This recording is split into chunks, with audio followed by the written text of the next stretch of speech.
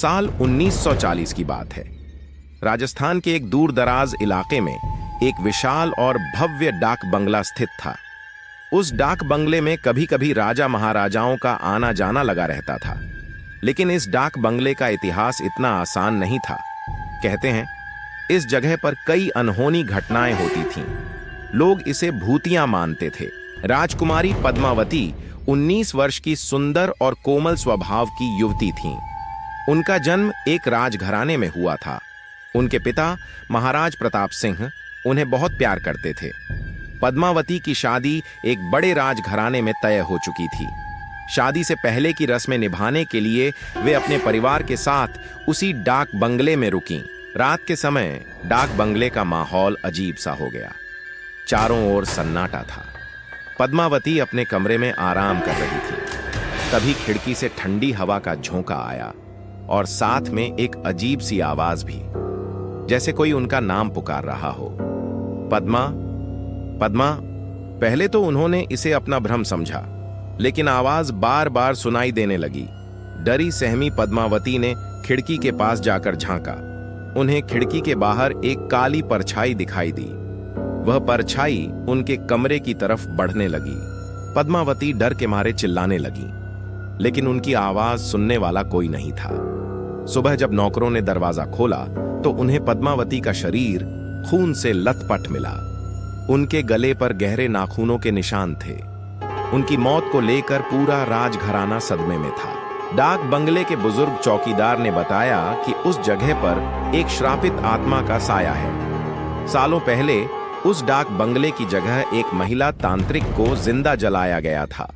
मरने से पहले उसने श्राप दिया था कि जो भी इस जगह पर रुकेगा उसकी आत्मा को वह चैन से नहीं रहने देगी।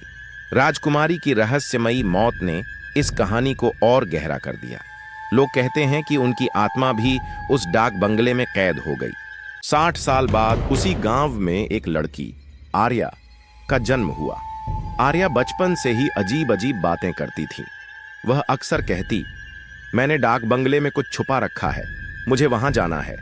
आर्या के माता पिता पहले तो उसकी बातों को नजरअंदाज करते रहे, लेकिन उसकी बातें लगातार डरावनी होती गई। वह हर रात सपने में चिल्लाती, मुझे बचाओ, वह मुझे मार देगा। 16 साल की उम्र में आर्या ने अपने माता पिता से डाक बंगले जाने की जिद की। आखिरकार उनके माता पिता उसे वहां ले गए।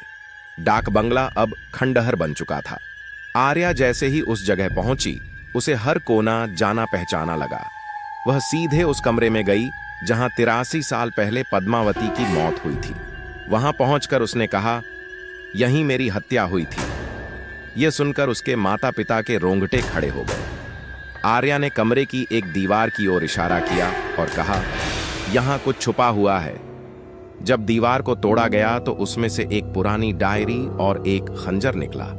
डायरी में पद्मावती की लिखी आखिरी बातें थीं, जिसमें उन्होंने अपनी मौत के पीछे के कारणों का जिक्र किया था।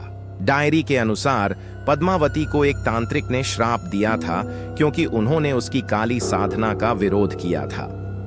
वह तांत्रिक उनकी आत्मा को कैद करना चाहता था, लेकिन उसकी मृत्यु के बाद भी वह श्राप उनकी आत्मा को मुक्त नहीं कर सका। आर्या को अचानक सब कुछ याद आ गया। उसने तांत्रिक की आत्मा को चुनौती दी, अब तुम मेरा कुछ नहीं बिगाड़ सकते। मेरा जीवन तुम्हारे श्राप से बड़ा है। डाक बंगले के भीतर जोरदार आंधी चली। हर कोई डर के मारे भाग खड़ा हुआ, लेकिन आर्या शांत खड़ी रही। कुछ देर बाद सब शांत हो गया। उस दिन के बाद आर्या कभी भी अजीब बातें नहीं करने लगी। उसे पहले जैसा सामान्य जीवन मिल गया। लोगों का मानना है कि पद्मावती की आत्मा को आखिरकार मुक्ति मिल गई। डाक बंगला आज भी वहां खड़ा है, लेकिन अब वह वीरान है। लोग कहते हैं कि उस दिन के बाद वहां कोई अनहोनी घटना नहीं हुई। पद्मावती की कहानी रहस्य और पुनर्जन्म का ऐसा उदाहरण है जिसे सुनकर हर कोई सन्न रह जाता है।